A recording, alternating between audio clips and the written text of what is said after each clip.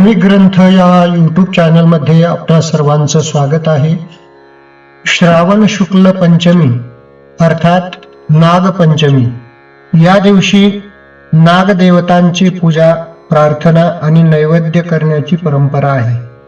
नाग हे केवळ सर्प म्हणून नव्हे तर नागदेवता आणि भूमिजलाशी संबंधित दैवी शक्तीचे प्रतीक म्हणून पूजले जातात। नागदेवतेचे पूजन करत असताना हा श्लोक म्हणा, म्हणजे वर्षभर तुम्हाला पुन्हा सर्प जातीपासून भय राहणार नाही।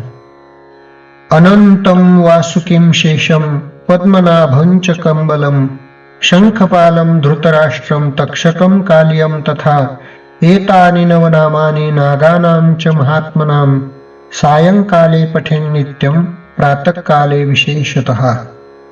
या श्लोकात प्रमुख 9 नागदेवतांची नावे घेतली आहेत। त्या देवतांचं स्मरण करून नागपूजन केल्यास सर्प जातीपासून भय राहत नाही। व्हिडिओ आवडल्यास लाईक करा, चॅनलला सबस्क्राईब करा आणि बेल आयकॉन दाबायला विसरू नका।